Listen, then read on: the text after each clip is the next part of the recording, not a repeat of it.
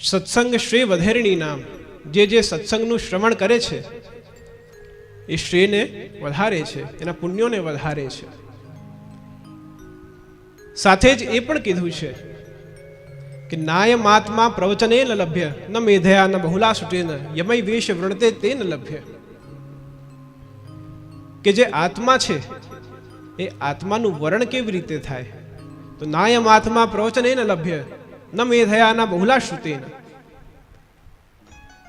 શું વધારે સાંભળવાથી, વધારે વાંચવાથી, વધારે બોલવાથી શું પરમાત્માની પ્રાપ્તિ થાય છે? તો ના. યમય વેશ વૃણતે તે ન લભ્ય. પરમાત્માની પ્રાપ્તિ ક્યારે થાય? કે જ્યારે આત્માનો વર્ણ સ્વયં પરમાત્મા કરે, પ્રભુની કૃપા હોય તો જ પછી વર્ણ સંભવ છે. અને જે પ્રકારથી સત્સંગના માધ્યમથી શ્રી પ્રભુની કૃપાને પ્રાપ્ત કરવા માટે આપણે સૌ આતુરતાથી અહીંયા એકત્રિત થયા છે, એ પ્રભુની કૃપા જ છે.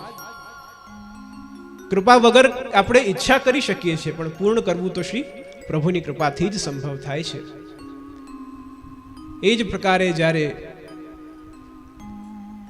ગાંધીનગરના આંગણે આપણે એકત્રિત થયા છે, એક મનમાં વિચાર આવ્યો કે હમણાં ચુનાવનો સમય ચાલી રહ્યો છે અને ચુનાવના સમયમાં દોડ ભાગ બધી પ્રચાર પ્રસારની ચાલી રહી છે.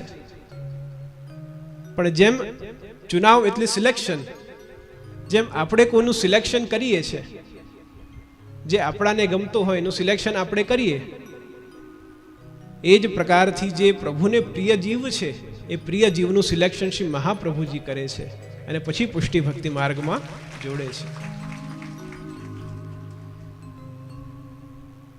તો યમય વેશ વૃણતે તે ન લભ્ય નાયમાત્મા પ્રવચને ન લભ્ય ન મેધયા ન બહુધા શ્રુતેન. તો જ્યારે પરમાત્મા ઈચ્છા કરે તો જ જીવનું વર્ણ સંભવ છે. અને જ્યારે જીવનું વર્ણ થાય છે ત્યાર પછી એ જ્યારે જોડાય છે તો શું છે? તો પહેલે जब जीव नया नया जुड़ता है मार्ग से तो पहले प्यास, पहला उत्साह છે, જિજ્ઞાસા છે કે સંપ્રદાયમાં શું છે, કેવી રીતના છે. તો પ્યાસ જાગૃત થવી. અને પ્યાસ કેવી રીતના જાગૃત થાય? તો કોઈ વૈષ્ણવ ધર્મ પરંપરાથી જે આવતું હોય, ઘર પરિવારમાં વૈષ્ણવ પરંપરા ચાલતી આવી છે અને અમે પણ વૈષ્ણવ છે. એક માર્ગ એ છે કે ક્યાંક મંદિરમાં દર્શન કરવા ગયા અને આસક્તિ થઈ, પ્રભુ પ્રત્યે પ્રેરણા થઈ અને જોડાયા છે. ક્યાંક કંઈ વાંચન કર્યું અને પ્રેરણા થઈ જોડાયા છે.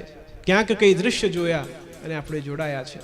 अलग अलग प्रकार थी. तो पहले प्यास है, फिर प्रयास है. પછી કઈક વસ્તુ ગમી તો પ્રયાસ કરી એને પ્રાપ્ત કરવાનો. તો પહેલે પ્યાસ, ફિર પ્રયાસ है. પછી માર્ગ શોધીએ છે અને પછી જ્યારે માર્ગમાં જોડાઈએ તો પછી प्रार्थना. प्यास, प्रयास, प्रार्थना. और प्रार्थना के बाद फिर प्राप्ति है. और जब प्राप्ति होती है उसके बाद प्रसन्नता है.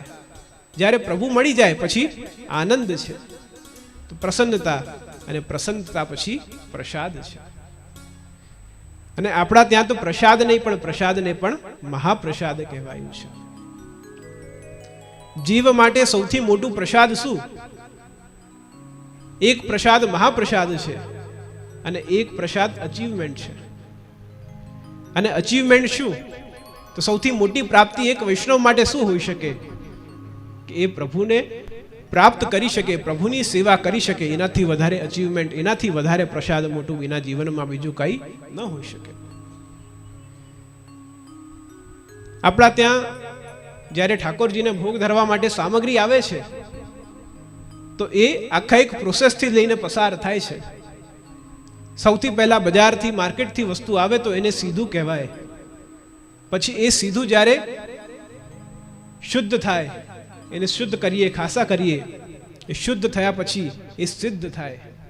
એ સિદ્ધ થાય પછી એ સમર્પિત થાય. એ જ્યારે સમર્પિત થાય પછી એ ભોગ થાય.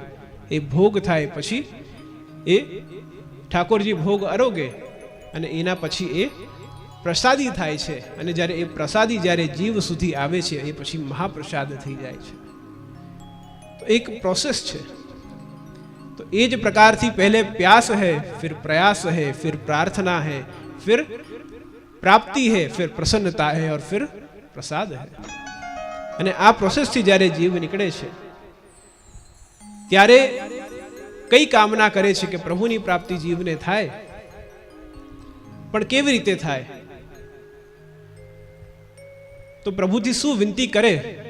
આપણે સૌ રોજ પ્રભુના દર્શન કરીએ છીએ, રોજ ક્યારેક મંદિરમાં જઈએ તો કંઈક ને કંઈક આપણા મનોરથ લઈને મનમાં જતા હોઈએ છીએ.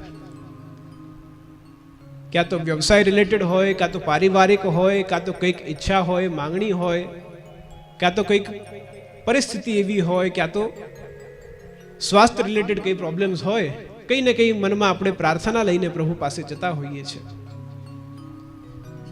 પણ પ્રાર્થના લઈને નહીં, પણ પ્રેમ લઈને જ્યારે આપણે પ્રભુ સન્મુખ જઈશું તો પ્રભુ એ પ્રેમ આપણું સ્વીકાર કરી લે છે. અને પ્રભુને ખબર છે આપણા જીવનમાં શું ચાલે છે, શું નથી ચાલતું. વગર કહે એ પ્રભુ બધું જ પૂર્ણ કરી જ દેવાના છે. તો સૌથી પહેલા જ્યારે કંઈક માંગવાની ઈચ્છા હોય તો ગોપીજનો શું માંગે છે? પ્રભુથી ગોપીજનો માંગે છે કે યહ માંગું ગોપીજન વલ્લભ, માનુષ જન્મ और हरि सेवा दीजे मोहि, व्रज बसवो ही सुलभ. यह માંગું ગોપીજન વલ્લભ.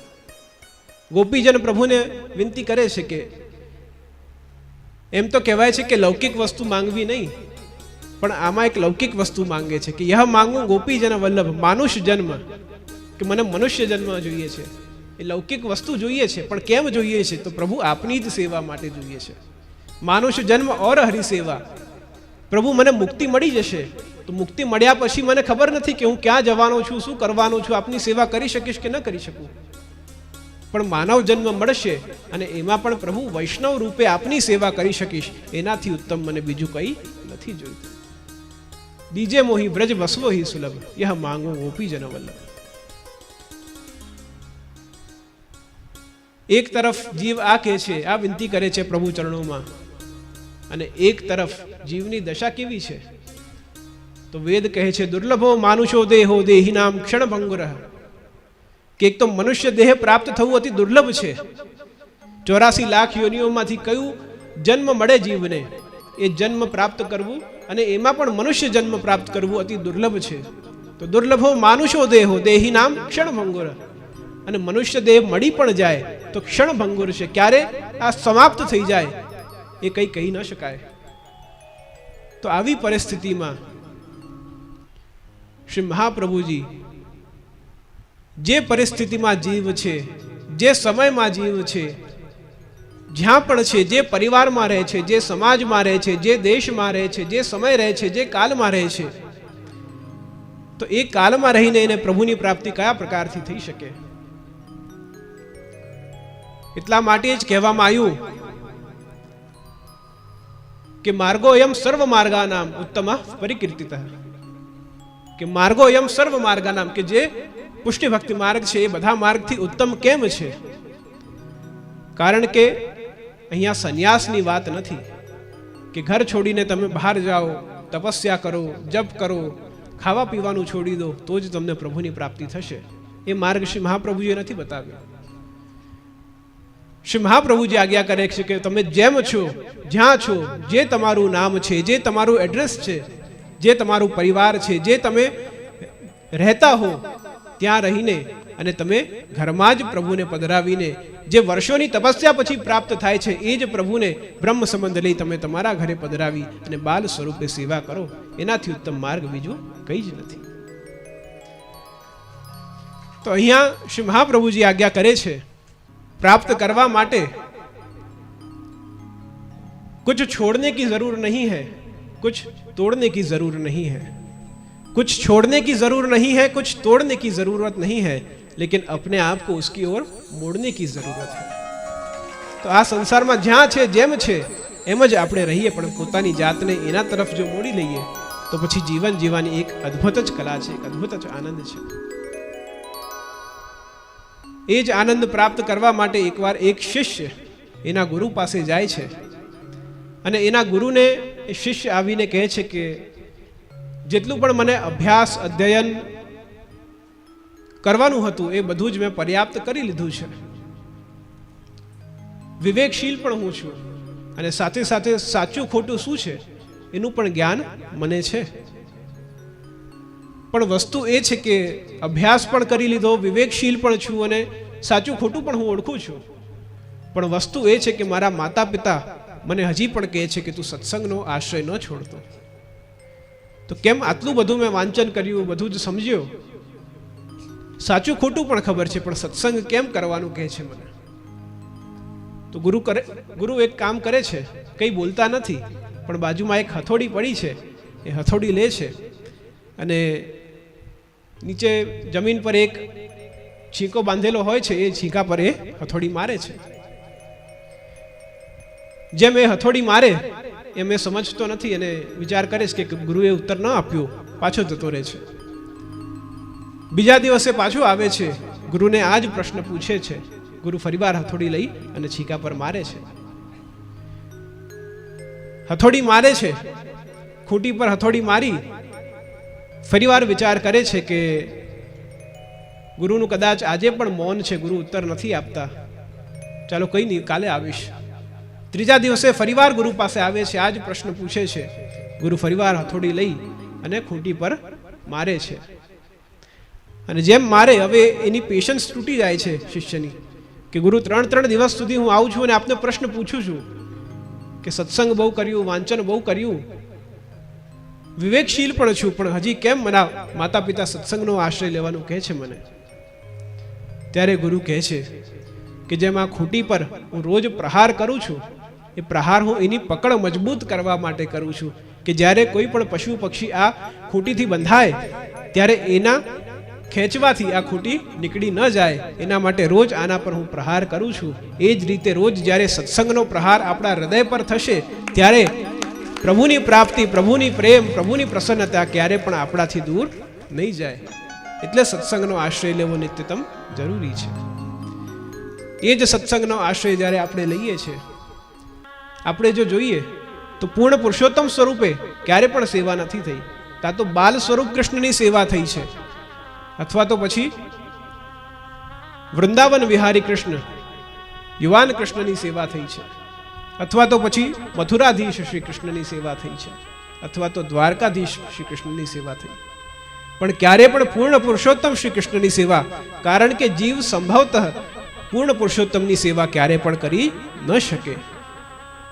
એટલે કાં તો બાલ ભાવથી, કાં તો કિશોર ભાવથી, અલગ અલગ ભાવથી જીવ સેવા કરે છે.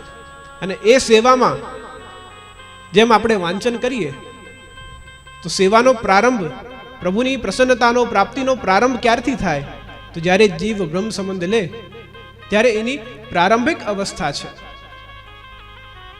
પણ જ્યારે જેમ કહેવાય કે કોના કૃષ્ણ, તો કહેવાય સુદામાના કૃષ્ણ.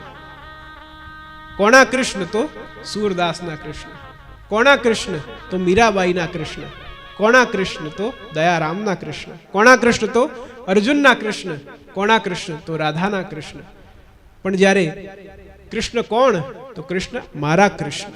એ જ્યારે મારા કૃષ્ણ થશે, બીજાના કૃષ્ણ તો આપણે સમજી શકીશું, વાંચી શકીશું, અનુભવ કરી શકીશું, પણ જ્યાર સુધી મારા કૃષ્ણ નહીં થાય ત્યાર સુધી એ કૃષ્ણને મળવા કઠિન છે. તો જ્યાર સુધી એ મારા કૃષ્ણ નહીં થાય ત્યાર સુધી આ ભક્તિની યાત્રા અધૂરી છે.